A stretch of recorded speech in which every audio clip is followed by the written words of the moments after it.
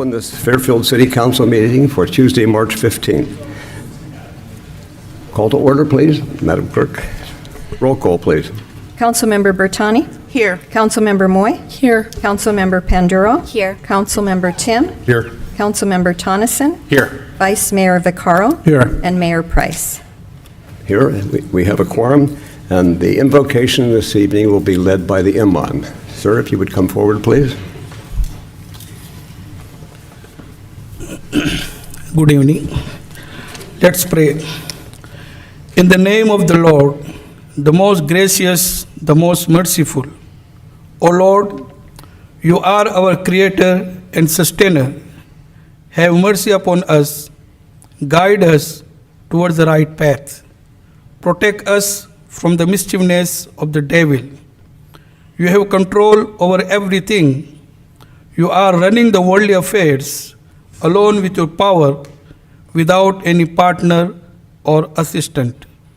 Nothing is hidden from you. Please don't put a burden on us greater than our strength and ability. Pardon us and grant us forgiveness.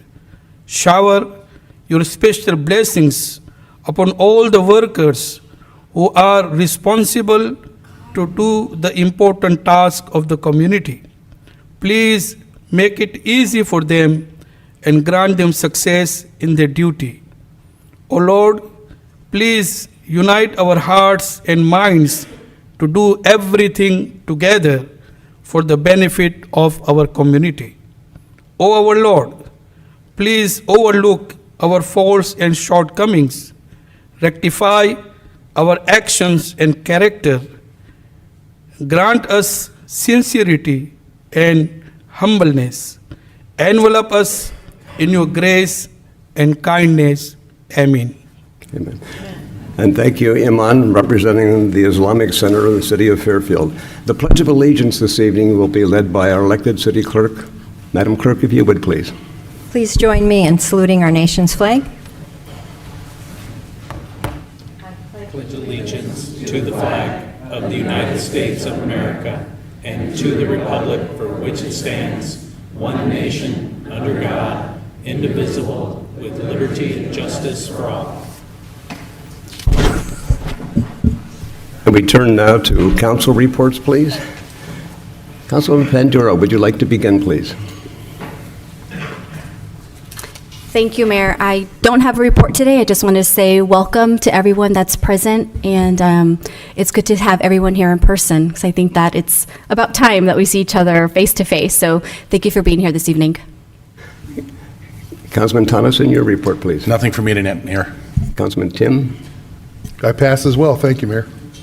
Councilman Moy, please. Thank you, Mr. Mayor. I just have one thing, and that is this week I was able to, was it just yesterday, I guess, to be on a call with the State Health and Human Services Secretary, Dr. Mark Gowley, about a change in how the governor wants to do approach homelessness, the folks who are actually living on the street. What he's talking about are care courts, and this is not a court to prosecute somebody. This is a way for families, for first responders, and for medical physicians and psychiatrists to get help for people who are seriously mentally ill. It is inhumane that we have people like this now living on our streets and dying on our streets every year. And they also can hurt others. We've seen that here in Fairfield. So I really hope that the citizens and this body will get behind the governor on this. This is a big change, as the secretary said. It's a big change. It is bold. It's going to take some work. It's going to take some legislation, and I'd like this body to go ahead and look at that and support it if we can. There is going to be money, a lot of money behind it, because they're going to build new facilities, and some of them will be secure, others will not, and the cities will have to work with the county, as we should be, and we are now, to get these things done. So that's my report. It was very, very upbeat. I was happy to be part of it and ask questions on behalf of the citizens of Fairfield. It was very enlightening. Thank you, Mr. Mayor. Thank you. Councilwoman Bertani, please. Thank you, Mr. Mayor. Thank you, everyone, for coming out this evening. It's good to see you. Thank you for watching from home. It's always a better meeting when you're here. And I'll be very brief as well. I want to thank Pastor Anthony Gilmore of Bethel Community Church for reaching out to me and others, Dan Marshall, this week regarding his concerns about the homicides that took place over the weekend near East Tabor. Extremely tragic, extremely dangerous, and extremely important. So Pastor Gilmore and the Bethel Community Church will be hosting a community meeting at Bethel this Thursday. That church is at 600 East Tabor. The meeting will be at 6 p.m. and we'll be hearing from the community and talking about ways that we can make that community safer. We'll be getting input on organizing a neighborhood watch in that area and really coming together as a community around those tragic events. Dan Marshall, thank you for being so responsive, working with Pastor Gilmore, and of course Chief Cantrell. And Dan, you're going to be at the meeting on Thursday, is that right? Okay, great. So once again, this Thursday, 6 p.m., Bethel Community Church, 600 East Tabor. Please show up and help us to help each other. And then the last thing I have is that if you live in Lighting and Landscape Maintenance District, LLMD, 7, 11, or 13, 7 is Rolling Hills, District 11 is Paradise Valley, and District 13 is North Cordelia, please listen to this. Please go to civicmike.com and take the survey. The survey takes about 5 minutes or less, and we're talking about LLMD fees that may and very likely will impact your neighborhood and therefore your property values. Okay, so your property values matter. So please go to civicmike.com and take your survey. You also should have gotten a small card in the mail directing you to the survey. So with that, that's my report. Thank you, Mr. Mayor. Thank you. And Mr. Vice Mayor, your report, please. Yeah, thank you, Mr. Mayor. Yeah, it's always great to see everybody here live. Just real quick, I just wanted to say we had a good council retreat over the weekend. Thank you, Mr. City Manager, for the format. It was good to interact with staff and some of the public, too, that were there. And just the last thing I wanted to say was, with the mask mandate being not lifted, but, lifted in the schools. I do go in the schools around Solano County still a lot, and our students and our teachers are so resilient about everything they've been doing this last year. And I do notice that a lot of our students and teachers are still being very protective and still wearing masks, and good for them, because it still is a pretty tight quarters there. But I really take my hats off to them, especially right now, right before a spring break. This is a tough time of the year. And I used to tell students when I was over at Armio and at Golden Hills, too, you make it through March, you can make it through the rest of the year, because March is the longest month. So kudos to them. And that's all my report is for now. Thank you. Thank you. And I should like to report that 2 weeks ago, 38 of us from the city of Fairfield, electeds as well as staff, went over to Fairview Elementary School for the Read Across America program. And I was very privileged to read to kindergartners. What a treat that was. An absolutely wonderful experience, and I would urge my colleagues henceforth to do the same sort of thing. Moreover, this afternoon, Councilwoman Moy and I participated in the annual awards program sponsored by the Seroptimus, and our elected city clerk is very active in that group. So, Councilman Moy, thank you for being part of that, too. And Councilman Tonneson, yes, thank you. Scott was right there looking very sharp, so thank you very much. And Mr. City Manager, are there any changes to the agenda? No, sir. Your report then, sir.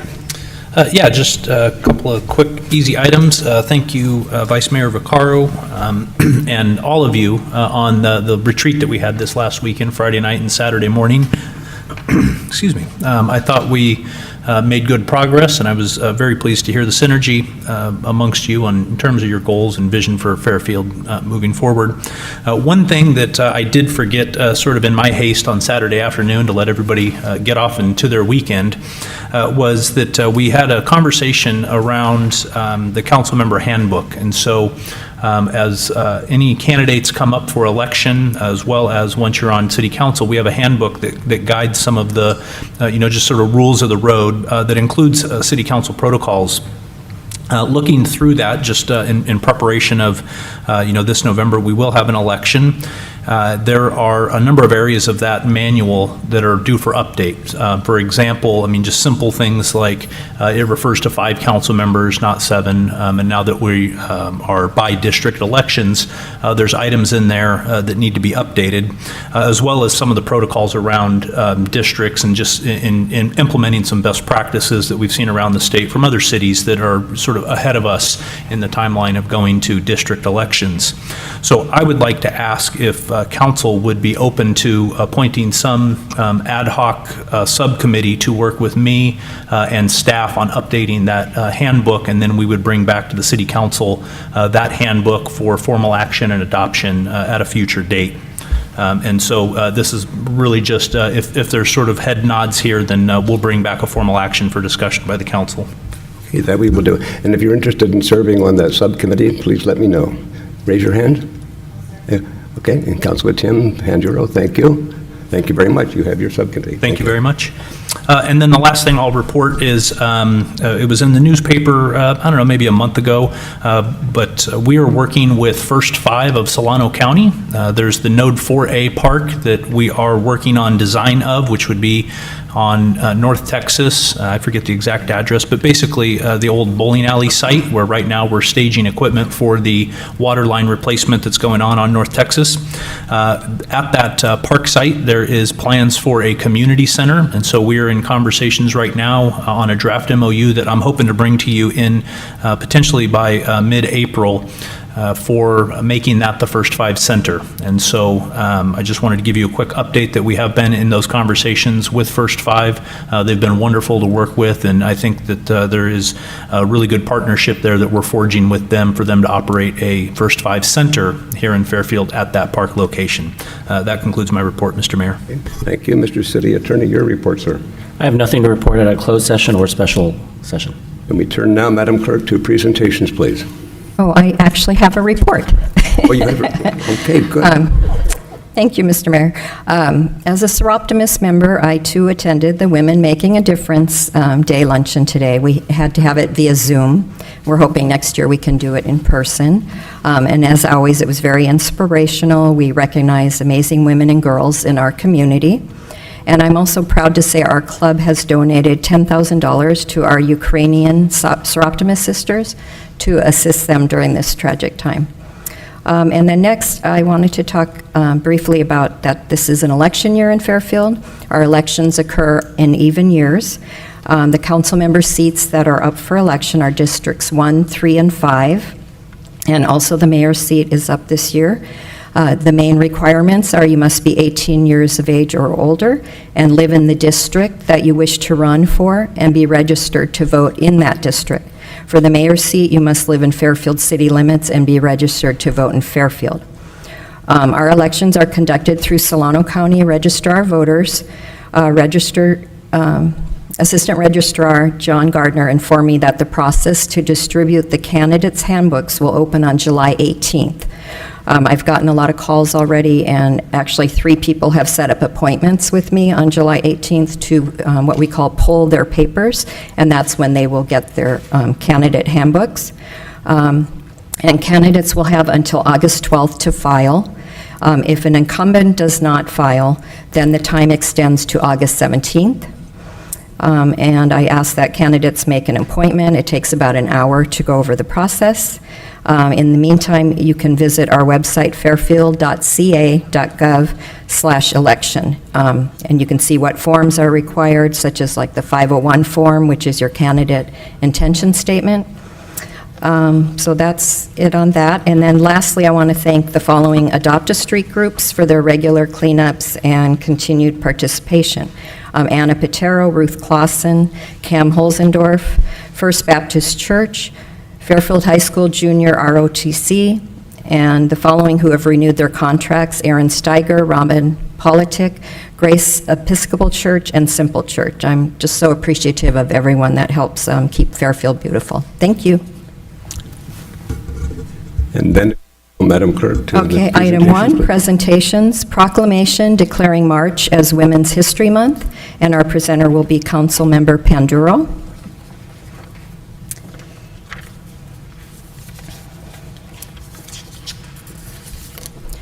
And she will be presenting the award to Selena Sanchez, who is a City of Fairfield employee, but she's also a commissioner on the Solano Commission for Women and Girls, and then also Dr. Rochelle Nettles, who's also a commissioner. And also Miss Edie Thomas, who is the chair, so she's also joining us up here today. Thank you, Therese. And as a former commissioner myself, it's just an honor to be able to present this to them and to also just announce this proclamation to the city. So shall begin. So Women's History Month, so March 2022. Whereas in 1978, Women's History Day began in Sonoma County, California, and was championed by Gerda Lerner and the National Women's History Alliance to be recognized as a national week in 1980, and then be recognized as Women's History Month in 1987 in the United States, then spreading internationally. After that, and whereas Women's History Month is celebrated annually in March, the theme for 2022 is Providing Healing, Promoting Hope, which is a tribute to the ceaseless work of caregivers and frontline workers during the ongoing pandemic, and also a recognition of the thousands of ways that women of all cultures have provided both healing and hope throughout history. And whereas women of every race, class, and ethnic background have made historic contributions to the growth and strength of our nation in countless recorded and unrecorded ways, women also served as early leaders in the forefront of every significant progressive social change movement. And whereas women have continued to play critical economic, cultural, and social roles in every sphere of the American way of life by constituting a significant portion of the labor force. And whereas women have played a unique role throughout history by providing the majority of the volunteer labor force. And whereas women were essential in the establishment of early charitable, philanthropic, and cultural institutions. And whereas women are natural-born leaders and serve our country courageously in the military, law enforcement, first responders, and public service. Whereas, despite these contributions, the role of American women in history has been consistently overlooked and undervalued in the literature, teaching, and study of American history. Now, therefore, I, Harry T. Price, Mayor of the City of Fairfield, do hereby proclaim the month of March 2022 as Women's History Month. I ask our citizens to celebrate the multitude of women's contributions to our community and the world at large, to recognize and educate ourselves on their continued role in history. And so now I'm going to have the commissioners give a brief update on what the Commission for Women and Girls is currently doing and what they've done. Thank you.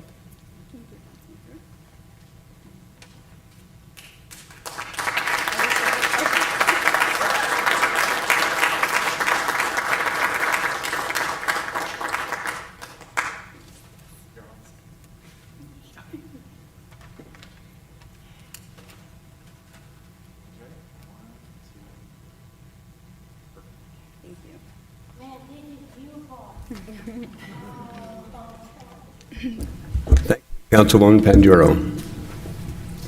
Good evening, Mr. Mayor, members of the council, and members of the public. My name is Selena Sanchez, and I'm a commissioner with the Solano Commission for Women and Girls. On behalf of myself and the commission, we thank you for this opportunity to be here tonight and receive this proclamation. Established on April 24th, 2018, the Solano Commission for Women and Girls is an advisory committee for the Solano Board of Supervisors. The commission is comprised of a diverse membership with representatives appointed by each of the 7 cities, each member of the Board of Supervisors, and the County Office of Education, including 4 members at large. Some of the goals of the commission include provide a focal point for issues related to women and girls in Solano County, educate and advise the Board of Supervisors and the public on issues relating to the social change and economic conditions of women and girls in the county, with an emphasis on economically disadvantaged. And lastly, to organize, co-sponsor, and hold conferences and forums which address issues related to women and girls. At this time, I'd like to introduce Commissioner Dr. Rochelle Nettles, representing the City of Fairfield, to discuss our upcoming projects and events. Thank you.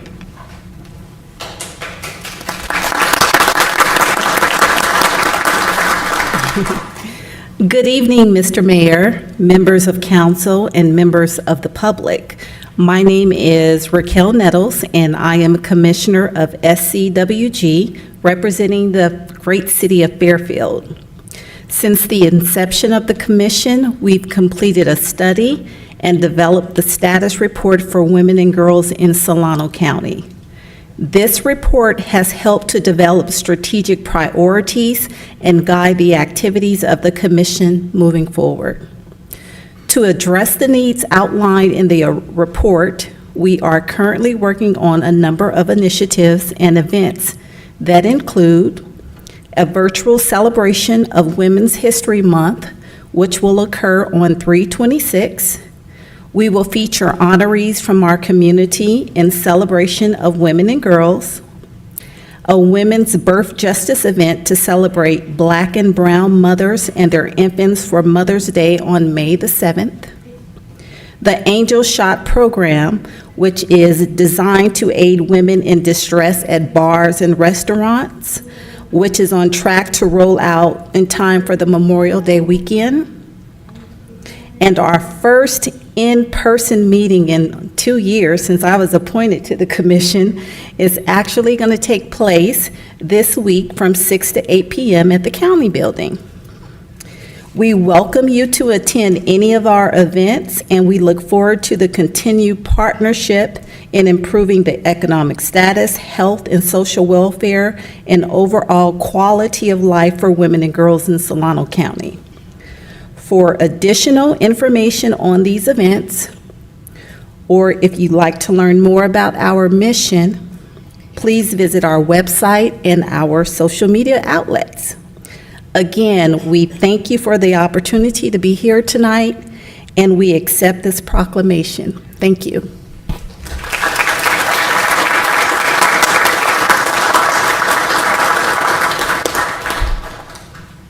Thank you. Thank you, ladies. Our second presentation is MCE, presentation by Public Works Management Analyst Corey Beavers.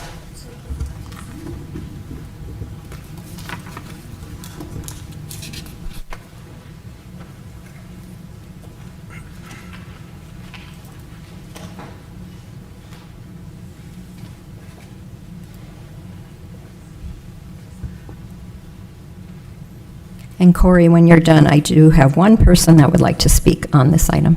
Sure.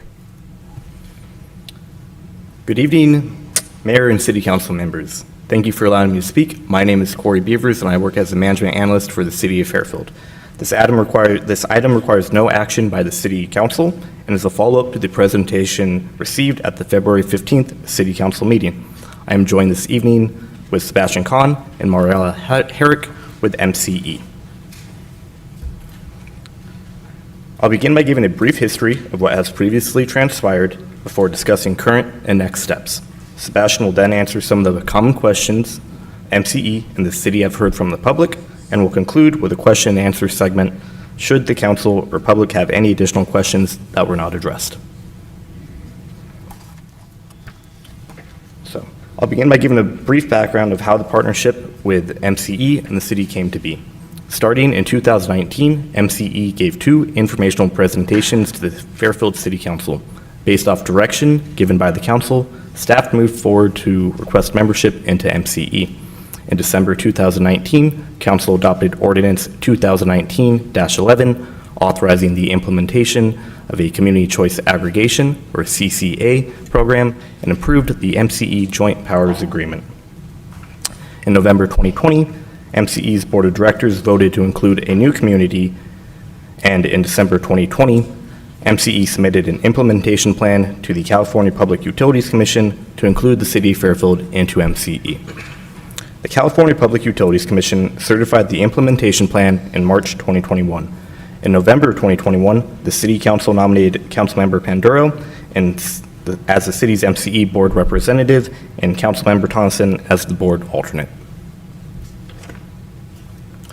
With the groundwork set, staff and MCE began formulating a community outreach and engagement plan to educate the public about MCE becoming the primary electricity provider for Fairfield homes and businesses starting in April 2022. By partnering with MCE, residents and businesses will be given the choice of more renewable electricity options at stable and competitive rates. Beginning in February, all residents and businesses received an enrollment mailer in both English and Spanish notifying about the change to MCE, and ads were run in the Daily Republic. The city and MCE also launched web pages at this time and will continue to encourage residents and businesses to check out the resources on these pages. In March, staff launched an online media campaign and worked with community partners to educate residents and businesses of the change to MCE and who MCE is. On March 9th, MCE hosted the first of 4 virtual enrollment meetings, and residents are encouraged to attend the remaining meetings on March 23rd, April 6th, and April 20th, should they have specific questions or wish to learn more. Starting in April, MCE will automatically become the primary provider for electricity generation and will replace PG&E's generation service bill on your bill. Customers will be enrolled in MCE's light green service option, which offers a minimum of 60% renewable energy. PG&E will continue to deliver energy, maintain lines and infrastructure, and send bills to residents. Looking down the road, MCE and the city will continue to provide outreach and education to residents, and should customers wish to opt out of MCE, they will be able to as well. Sebastian Kahn with MCE will now join me to speak more about MCE and to answer some of the questions MCE and the city have received. Sebastian?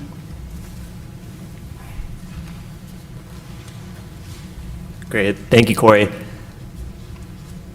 And thank you, Mayor Price, Madam Clerk, council members. My name is Sebastian Kahn, and I serve as Community Development Manager with MCE.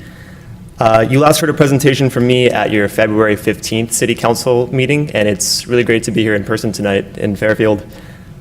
Here tonight to give a quick refresher on MCE, and also to address some of the top questions that we've received from residents as we've begun to do community outreach and engagement in Fairfield. So just as a reminder, MCE is a public not-for-profit agency, and with MCE Electric Service, Fairfield residents will now have a choice when it comes to how much renewable electric service they receive at their home and business at stable and competitive rates. Starting in April 2022, MCE will become the primary electricity provider for Fairfield homes and businesses. I have a question for you, sir. No, you can't ask a question now. He's making a presentation. Okay. All right. How about that, Mayor? So just as a refresher on electric service, all electric customers' bills include generation and delivery services. MCE takes over PG&E's role of electric generation, supplying more energy from clean, renewable power sources. PG&E continues to deliver the electricity from the grid to your home or business, address service outages, maintain the poles and wires, and send customer bills each month, which include MCE's generation services.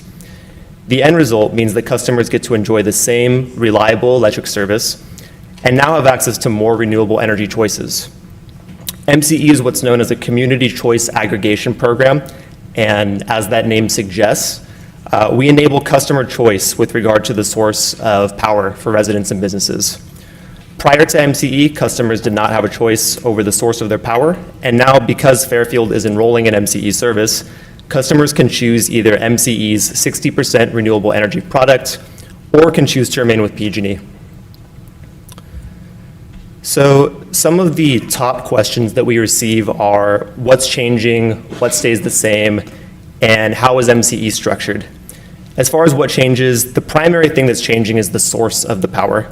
Beginning in April, customers' source of power will come from 60% renewable resources, which is nearly twice the amount of renewable content that customers are currently receiving with PG&E. As far as what stays the same, your monthly billing will continue to come from PG&E. You will not receive a separate bill from MCE. And additionally, residents enrolled in bill savings programs like CARE, FARA, and Medical Baseline will get to remain on those programs. Customers also remain eligible for PG&E employee discounts. Now, we do sometimes get questions about public safety power shutoffs and other unplanned outages. MCE customers still receive their electricity over PG&E's poles and wires, and with that are still subject to PSPS events. As far as how MCE is structured, we're governed by a 31-member board of directors made up of local elected officials from the member communities that we serve. And our board meets during public meetings to determine policy and administrative decisions for MCE. Part of the benefit of the community choice model is local control. MCE does not have shareholders. We are self-funded and don't use any tax dollars.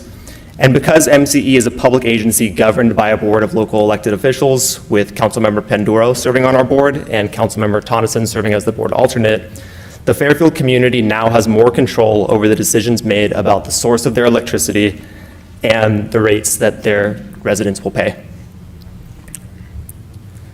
So 3 other common questions we get relate to automatic enrollment, cost, and solar impacts.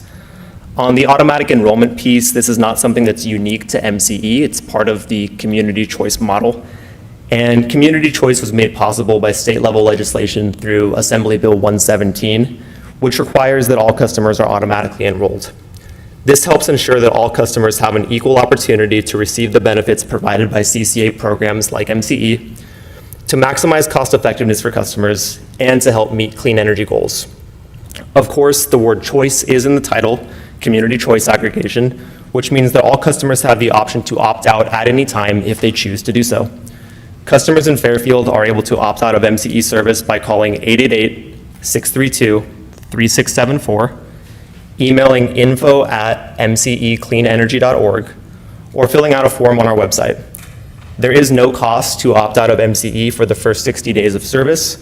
After that, MCE does charge a one-time administrative fee of $5 for residential customers.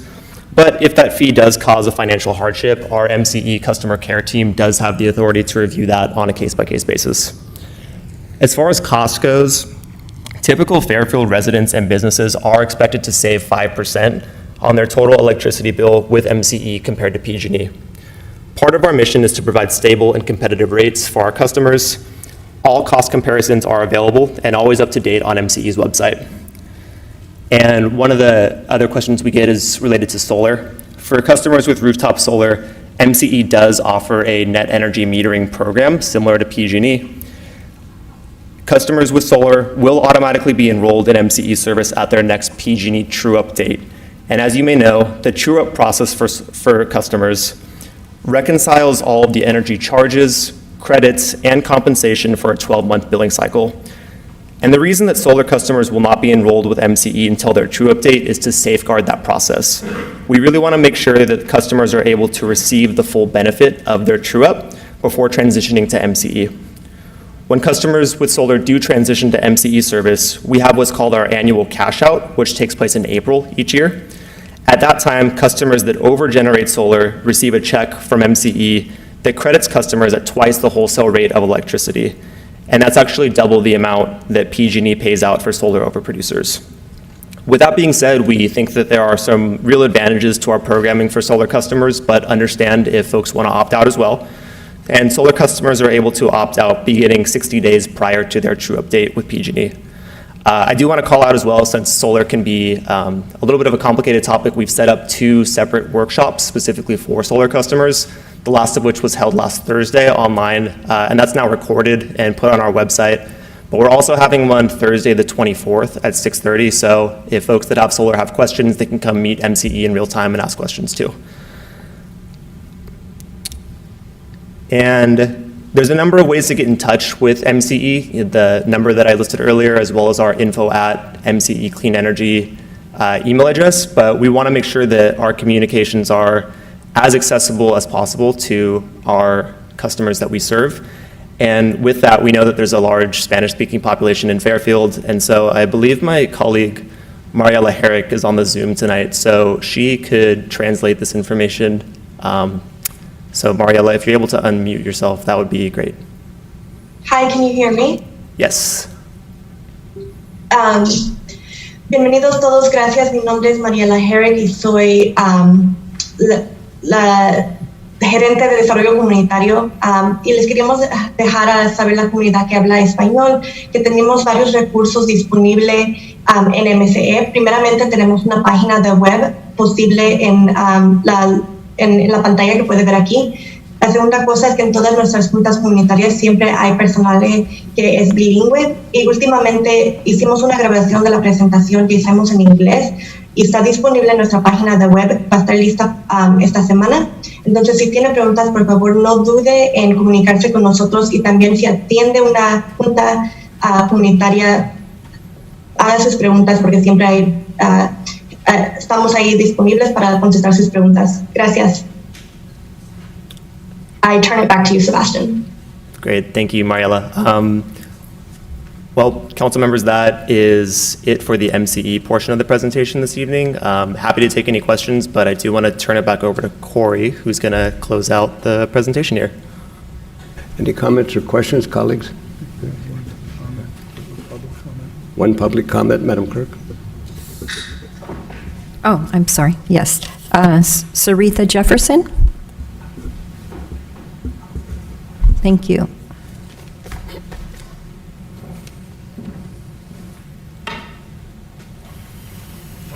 Good evening, Mayor Price and council members. My name is Saritha Jefferson, and I live in Wood Creek Senior Commons. I believe that the city of Fairfield could have done a better job of rolling this partnership with MC out to its residents. I received my letter notifying me about the partnership approximately 4 weeks ago. I began talking to residents in Wood Creek Senior Commons and throughout the city of Fairfield, and none of them were aware of this.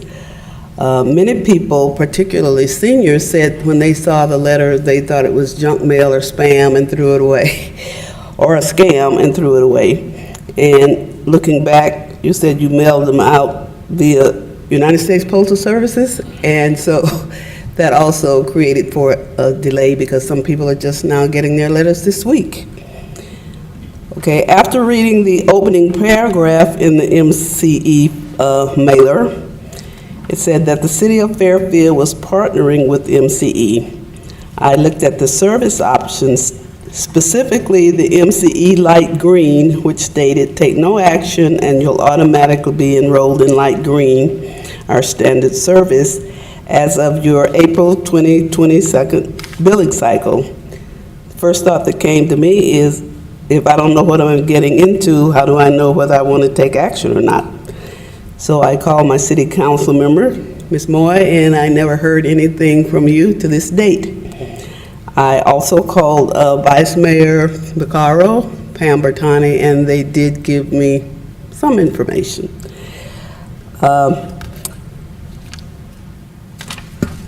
In my closing comments, I would just ask that the city and the council members try to do a better job when you're communicating with your residents about issues such as this. Like I said, many residents, especially seniors, are targets of scams. We had about 2-3 years ago in Wood Creek Senior Commons, someone coming around on a Saturday signing people up, promising they would get a lower bill, and it was not, it was a scam. And so I look forward to this, I'm happy to be here for this presentation tonight, and I will share this information with some of my fellow residents at Wood Creek Senior Commons. Thank you. Thank you.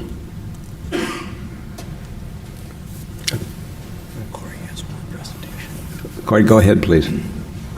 Sure. Sure. So thank you very much for your comment, and then I encourage you, if you ever have any questions, feel free to give me a call directly. Again, my name is Corey, and I can be reached at 707-428-7528. I'd be happy to talk it through with you, and if you have any further questions. Council colleagues, do you have any comments or questions for Corey? Okay, thank you very much. Thank you. Appreciate the presentation. Mr. Mayor, can I ask one quick question, please? So, say a resident wants to try MCE out and then realizes that their bill increases or doesn't decrease, can they opt out at any time, or is there a period for opting out? Yes, council member. So there is a 60-day window post-enrollment where folks can opt out for free. They are able to opt out anytime beyond that, but there is a $5 fee for administrative purposes. But they are able to opt out anytime after that 60-day window. Okay, and the $5 fee for opting out after the 60-day window, that's a one-time fee of $5 and that's it? Correct. Okay, thank you. Thank you. Any other comments, colleagues? Questions? Okay, thank you very much, gentlemen. All right, thank you so much. And we turn to our third presentation. Madam Clerk, if you would, please. Yes, Neighborhood Court, and our presenter is Police Captain Dan Marshall.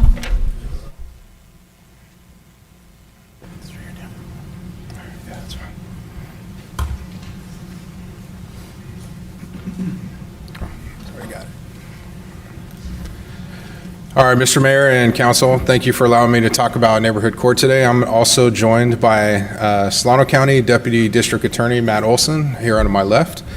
And so people probably wonder, what is neighborhood court? So we'll get into some of that. But one of the goals Chief Cantrell had upon coming to Fairfield was starting a restorative justice program for adults. We've had juvenile diversion for as long as I've been at Fairfield Police Department, probably for as long as Councilman Tim has been at Fairfield Police Department. So we've always had a focus on youth and not really so much on the adult portion. So begin looking for what is out there in the field for restorative justice programs. I reached out to Matt, and Matt said, we have one here at Solano County District Attorney's Office. It's currently being run by him. Two other cities use this group right now. It's City of Benicia and City of Vacaville. So it's had some success. So it's basically a restorative justice program that's been initiated by Solano County District Attorney's Office in cooperation with us at the Fairfield Police Department. It really focuses on low-level crimes, misdemeanors, some infractions, municipal codes, through community-based solutions. And so we're really focused on addressing the harm that was caused so that everybody is restored. And the community takes part of this process. It's not anything to do with the police or the district attorney's office. So again, restoring harm to the community, victims feel whole. Sometimes it's with restitution or just being a part of the process itself, getting their property damage or monetary loss recovered. We also are restoring the community. We have trained community volunteers. They have gone through an extensive process, background process, training process. In fact, Selena, who I don't know if she's still here, not only is she a commissioner, but she's also one of the members of our neighborhood court team. So thank you, Selena. And so what that team will work with the participants. So when an offender decides that they are going to participate in the program, they're now called the participant, and they'll work with the community together and figure out what is going to happen to restore the community. So some exclusions: if an offender is on a felony probation or parole, they're not eligible. If they have prior strike convictions or a felony within the past 7 years other than drug offenses, they're not eligible. If they have a history of child abuse, sexual assault, domestic violence, they're not eligible. Some that have prior misdemeanor convictions, we are looking at. It's a case by case. And so what happens in this process? I went too far, I'm sorry.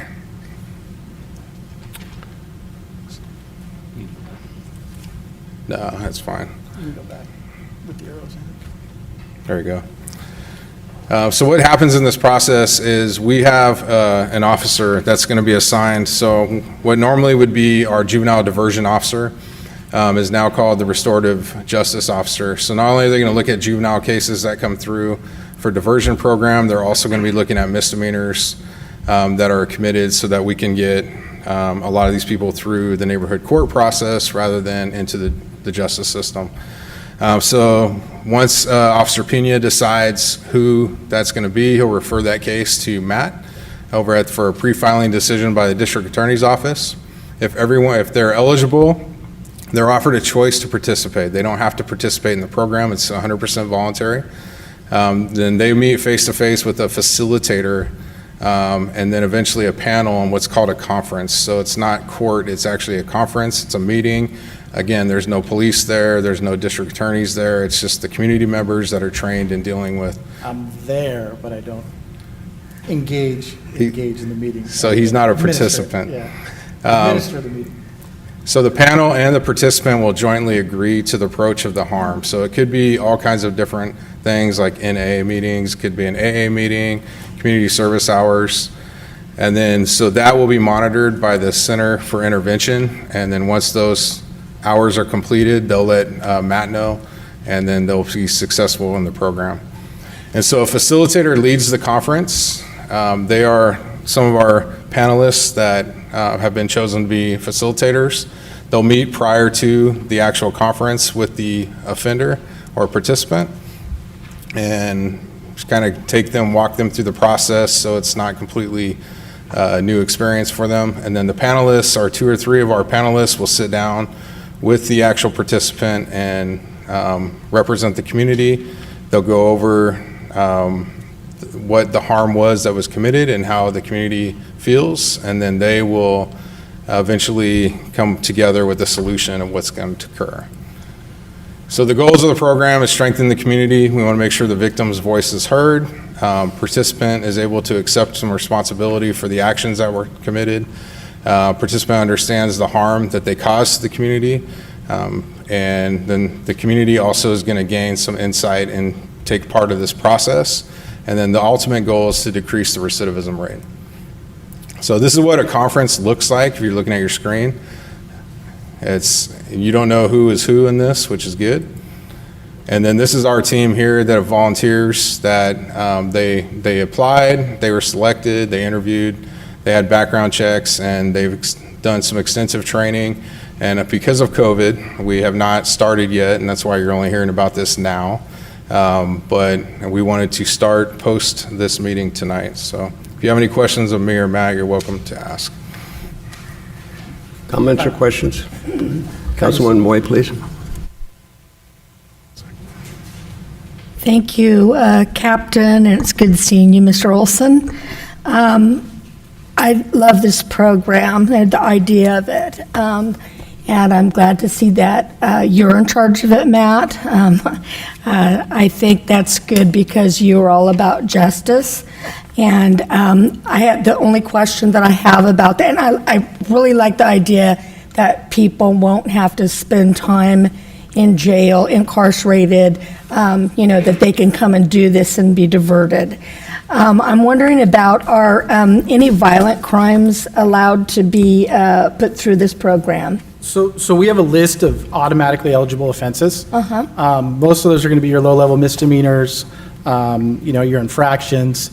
We work with the police department to determine that list. Okay. But we have total discretion to allow basically anything within the program. So if, for instance, there was a case that was not necessarily on the list, and let's say the diversion officer thought it would be a good fit, and Fairfield PD came to me and said, hey, we think this one doesn't necessarily fit nicely within our pre-existing list, but we want you to consider it, we can absolutely do that. Good. And I guess we'd probably see a lot of drug issues here because we don't, we've seen, especially in the past, many people of color have ended up incarcerated because of unfair, I think, prosecutions with drugs over the years. And so we want to avoid that. Certainly all your standard possession cases that are not going to be possession for sale, not giving drugs to a minor, that sort of thing, Right. it's always going to be eligible. Thank you. And thank you so much for the presentation. It's really good to hear. Thank you. Councilman Tim, please. Yeah, thank you. Captain, is there a funding stream? Whose budget? Is this DA's budget, city budget, partnership? It's a partnership for the training. Outside of that, it's all voluntary. Okay. And then you guys do with the Center for Intervention, correct? Yeah, so there is a fee associated with the program. The standard fee is $350 for a program participant for a misdemeanor, $150 for an infraction. That is meant to cover the administrative costs, because we do have costs that go to the Center for Intervention because they administer the actual agreement. We actually come up with a written agreement as a result of this meeting, and then they have to supervise that agreement and conduct any sort of educational component. If they say they want to go to an alcohol class, that's all included. So it's essentially a self-funded program. I don't get overtime, so, I'm not eligible for it. So, the county's paying for me anyway, right? And our biggest cost outlays were the trainings that we conducted, because we brought in a nonprofit to do that, and we split that cost between the department and my office. Got it. And as far as all the other stuff is all voluntary. And Okay. we'll use churches locally for actual facilities to use as well. Yeah. Good, thank you. Councilwoman Panduro, please. Thank you, Mayor. I just had two quick questions. So you spoke that it's taking place already in Vacaville and In Benicia. Benicia? Okay. Can you speak to how it's going there? And then also with regards to, when you have like the panelist and facilitator piece happen, is that just a one-time that happens, or is it ongoing, or how long does that take for them to come to a conclusion or result? So mechanically, the way it works is the facilitator conducts a pre-meeting with our program participant. They do that, they schedule that on their own. So the facilitator will contact the participant. They might meet at the library, they might meet at a Starbucks. That usually takes maybe an hour or so. The purpose of that is just to guide them through the process. So when the participant shows up to the actual meeting, they know what to expect. We are going to use probably local churches where we have the meetings. Generally, I would say they take about an hour to 2 hours. It just depends. I've found that as the panelists get used to doing it, the program can move, the process moves a little faster. We have a very defined process that we go through that they were trained in. So I think once we start doing them, it'll get more efficient. Ideally, we could hear 2-3 cases in a night, but we'll probably start off with just single cases. In regards to the other jurisdictions you're talking about, we started in Benicia, expanded to Vacaville. Fairfield was next. Now Dixon wants to do it too. So Fairfield's doing something a little bit different. As far as our success rate, it's been pretty universal. It's probably about 95% of people that enter the program successfully complete it. And the ones that don't successfully complete it, it's because they didn't do all the terms, but they did some of the terms. And again, we have discretion to say, okay, we're still not going to prosecute you because you did most of it, right? So, but basically what Fairfield's going to do, and I appreciate this because Dan's been very hands-on, and you guys have been great partners with us, because we sort of learned, the kind of kinks that we experienced in the intake process in the other jurisdictions, and now we're using this process with the intake officer. So by the time the cases get to me, it's going to be somebody who's already knows about the program. They've already opted into the program. They're interested in it. They know the benefits of it. And so for me, it's going to be more about scheduling them, getting the panel together, getting a facilitator assigned, and making sure that meeting actually happens. So I think that's going to work really well.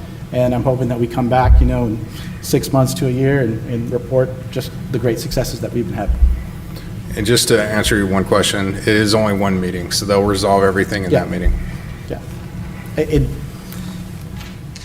It's possible that you could come out of the meeting and not get an agreement. I'd say that happened to me one time in my experience in the last couple of years. And then I got a phone call the very next day from the participant saying, hey, you know what? I made a bad choice. Can I go ahead and enter that agreement that the panelists wanted to do? And we all got together and, the panelists agreed.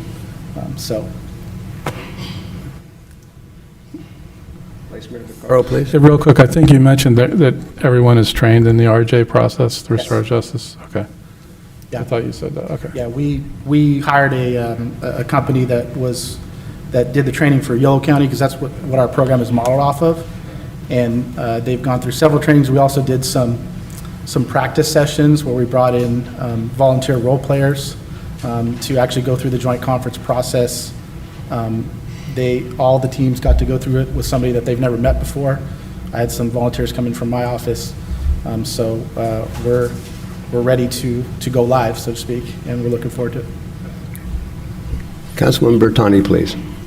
Thank you, Mr. Mayor. Thank you for a great presentation. I like this program conceptually, obviously. My question is, my first question, I only have two, is whether you've looked at recidivism rates in other jurisdictions that are currently running this program, in terms of, have you seen a significant decrease in recidivism rates for other jurisdictions? Yeah, I don't have any particular data on what, the other jurisdictions have. I'm sure if I asked YOLO for it, they would give it to me. I can tell you this just anecdotally, that I have not seen any of my program participants reoffend yet.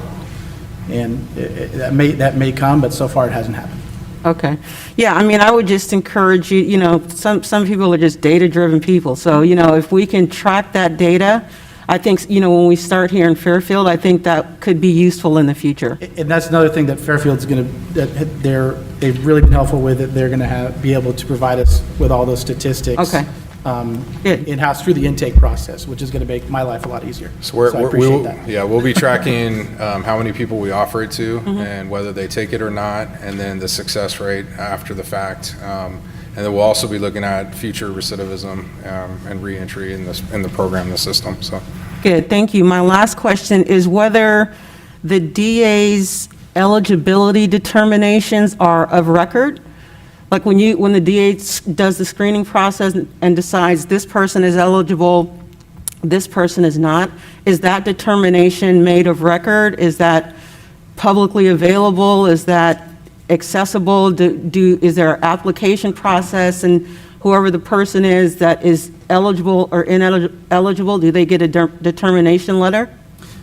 Yes, generally we would send out a letter saying, yes, you're eligible or you're not. I mean, so far it hasn't gotten to the point where I've got a case that's been sent over and referred to me, and I've made a determination that, no, actually they're not eligible. Really, the issue is more, I'll get a case that's eligible, and then I won't get a response from the potential participant. So that's really the most common issue. Okay, but your answer to my question is yes, the DA's office issues a letter of determination, Yeah. regardless of whether they're eligible or ineligible. Yes, we used to actually issue the letter on our end, but now what we're going to do with Fairfield is they're going to generate that letter upon intake through the diversion officer. So they're going to say, you've been determined initially eligible, and if they opt in, then it gets to me, and I just have to basically check it off and say, yes, they are in fact eligible. And then for ineligible candidates, does your determination contain any reasoning for the decision? You haven't had to make this decision yet, but I mean, just assuming for the sake of argument that at some point you'll issue one, will there be like a reasoning in there saying this is why you don't qualify for the program? we will let the participant know, yes. Yeah, we'll let them know. In writing? Yes, we can. Okay. I think that's important too. Yeah. Thank you. What a very laudable program. And I can well imagine what it's going to evolve into as the years go by and the successes continue to mount, making our communities much safer. So thank you very much, gentlemen. Thank you. Thank you, guys. Thank you. And Madam Clerk, we turn now to process for public comments, please. Persons wishing to address the City Council on subjects not on the agenda but within the jurisdiction of the council may do so at this time. The council cannot discuss or take action on matters not on the agenda for this meeting, but council members may briefly respond to statements made or questions raised by the public, ask for clarification from staff, refer the matter to staff, request staff to report back to the council at a subsequent meeting, or place the matter on a future agenda. If you're online on Zoom to speak on an item, please use the raise your hand feature or press *9 on your phone. All speakers are limited to 3 minutes per item. Thank you. And our first public speaker is Brian Lynch.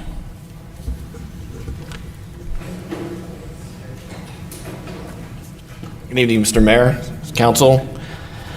Tonight I am going to share a scenario with you. A couple of you are teachers, so you should understand, but everyone should get it. For the scenario, I'll use a classroom and fill it with 30 students. The last student we'll call Pigpen. From Charlie Brown's Friends, he's the one with dirt and dust billowing up around his feet. Then we'll add some grass on him since he's coming from the outside, and his lunch, which consists of paper bag, chips, and canned soda. Because this scenario has a stigma, fear, and anxiety associated with it, we're going to encircle him with a gray cyclone fence for security. Being a new teacher, you don't know to address this situation, so you begin to teach. Where are your problem behaviors most likely going to be? Your health issues, your poor grades. Probably in that area where Pigpen is. The further you get away from this area, what happens? For the most part, your grades become better behaviors, and better health. Now let's take this situation and adapt it to the city.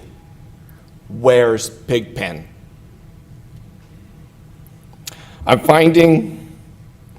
Let's review.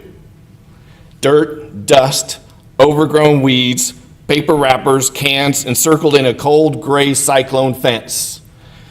Where's Pigpen? I'm finding it's important we get this. As I walk around my neighborhood, it seems to be out of control. I hear cars racing, doing donuts, loud exhausts, fireworks all year long, gunshots, abandoned cars, and little concern for yard upkeep. There's a vibe in the area related to a low respect for consequences, and I felt it was more than just poverty influencing these behaviors. I had an idea of what may be causing this situation, but wasn't sure. So I researched what may be happening. I found they've been studying this situation around the country for decades. In Oakland, LA, Philadelphia, Detroit, Atlanta, Akron, Baltimore, and more cities, they're finding statistically significant relationships between Pigpen and crime, violence, gun violence, fear of violence, health, mental health, social isolation, distrust of neighbors, feelings of safety, and more. Then I came across another study, and they found that when you deal with Pigpen and care about him, there's between a 10, 20, 30, and 40% improvement in all of these elements. Please conclude. So I ask you once again, where's Pigpen? Thank you. My time has come to an end, and I will continue when I return next meeting. Thank you. Have a good evening. Our next speaker is, and forgive me if I mispronounce your name, it's either Shazia or Shazir Wilson? Is there a miss or, oh, there you are. How do you spell your name? I'm sorry. Shazia? Oh, Shazia, S-H-A-Z-I-A? Yes. Thank you so much.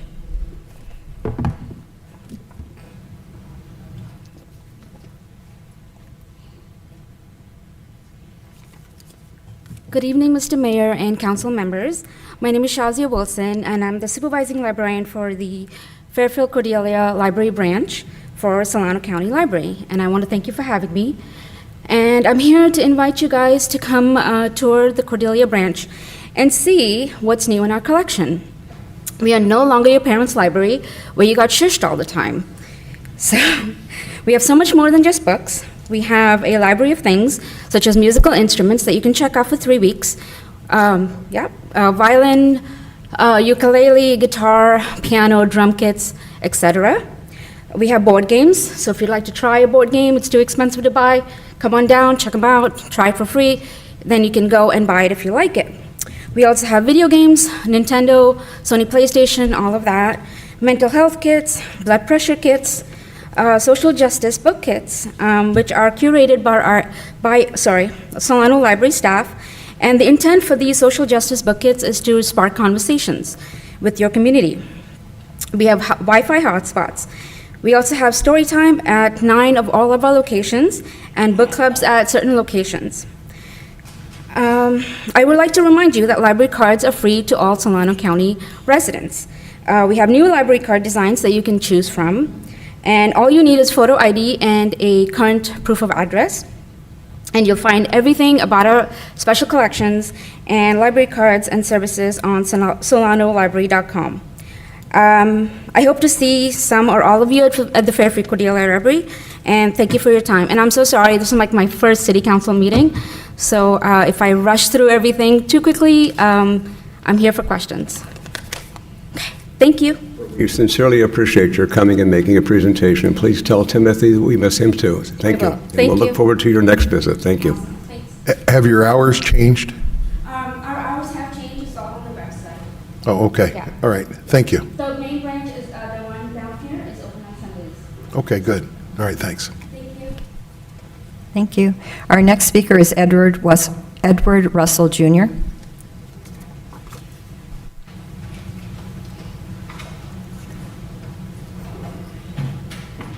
So first, just let's recognize the land we occupy right now, stolen by white Americans. Maude, Mr. Price, I too read to some students last week, some white students, may I add. I read them, What's Your Problem? It's about black hair. See, I have solutions. Got to address cultural differences so they don't manifest, and then you end up with the 4 domestic terrorists that we had at Vanden that you guys let go. But I digress. It is absolutely disheartening to see racist Tim running for supervisor of a county. So much for black people's safety around here, huh? And I hope the program with the participants, that some of the law enforcement employees, they partake because it said voices need to be heard, and you're going to get to the root cause. The root cause is probably not the reason the perpetrators perpetrated the crime. Probably came from somewhere else. Also, about 3 years ago, I asked you guys to get ahead of something, and you didn't. And now here we are. You still have hate crimes taking place in your city. You still have racist law enforcement officers patrolling the streets. Nobody is safe, and you care to stick your head where the sun doesn't shine. That's a problem. So what I've done in those 3 years is I've educated young folks on how to participate in government. I showed them real black people that look like them, that they need to stand up and speak for themselves. Yeah, a change is coming. You know what's crazy is I was offering free math tutoring for little white kids in this town. And when I called the mayor a boy twice, you guys didn't hear the meat and potatoes, all you heard was boy. Well, after I did that, one of you guys had me kicked out of my free office here in Fairfield. I know who you are, and it's cool. You know, but that tells you about your incompetency and your empathy rate, that you would stop me from offering free math tutoring to the little children around here. And just so you know, I heard some of you guys are teachers or were teachers. You know, like the black children and Latino children in Solano County are getting pushed out of high school at less than 33% proficiency in math and English. So don't ever sit here and tell the people you're doing your job, because you're not. Thank you. And our next speaker is Josh Patton. And I think, Brian, you were going to bring a mic. Thank you. Thank you for having me here, Mr. Mayor and Council. I would like to know if we can put a bathroom and places where people can eat and drink at the Amtrak station, and maybe, just maybe, build a homeless shelter for the homeless people. Because it breaks my heart to see a lot of homeless people wherever I go. I'm also a self-advocator for other people who has different ability, who doesn't have different ability. I want to reach out to people who has what I have and what my friends have.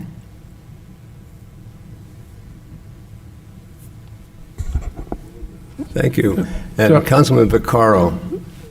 Josh, did you talk to Diane in the back about the bus situation? Diane? Okay. All right, thank you. Hi, thanks for letting me speak. Sure. Thank you. Thanks, Josh, I'll talk to you. Good night. There are no hands raised on Zoom, so I think that concludes. Did anyone else wish to speak? Okay. And we'll go to the consent calendar, Madam Clerk, if you would, please. All matters listed on the consent calendar are to be approved with one motion unless a member of the City Council or the public requests that separate action be taken on a specific item. So moved. It's been moved by Councilman Tin, seconded by Councilwoman Bertani. All in favor? Aye. Opposed? Motion carries unanimously. Thank you very much.